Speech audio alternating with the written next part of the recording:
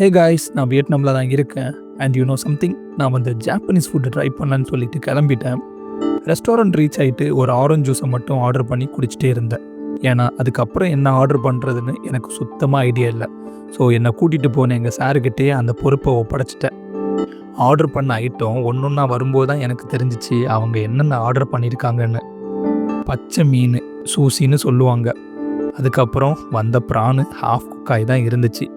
அந்த chicken and beef அது semi grill ஆகி தான் இருந்துச்சு. அதுக்கப்புறம் அந்த மீன் கழுவுன தண்ணியை ஃபிஷ் சூப்புன்னு கொடுத்தாங்க பாருங்கள், அது அங்கே அல்டிமேட்டு. ஹானஸ்ட்டாக சொல்கிறேன், ஃபஸ்ட்டு பைட்டை சாப்பிடும்போது எனக்கு ரொம்பவே பயமாக தான் இருந்துச்சு. ஏன்னா நம்ம ஊரில் ஃப்ரெஷ்ஷான மீனை குக் பண்ணி சாப்பிட்டு பழகினேன்னா, அங்கே போயிட்டு அந்த ஃப்ரெஷ்ஷான மீனை பச்சையாக சாப்பிடும் போகும்போது ரொம்பவே பயம் இருந்துச்சு.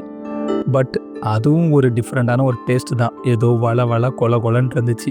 அப்புறம் தான் எனக்கு ஒரு உண்மை தெரிய வந்துச்சு. ஜாப்பனீஸ் ஃபுட்டில் பாதி அன்குக்காக இருக்கும், பாதி செமி கிரில்லு செமி குக்காக தான் இருக்கும்னு. எதுவுமே ஃபுல் குக்காக சாப்பிடவே மாட்டாங்க போல். அதுக்கப்புறம் என்ன, அந்த ஆர்டர் பண்ணி வச்சுருந்த எல்லா பச்சை மீனையும் காலி பண்ணிவிட்டு, செமி குக்கில் இருந்த அந்த ப்ரான்ஸையும் காலி பண்ணி எல்லாத்தையும் ஒரு வழியாக காலி பண்ணிட்டோம்.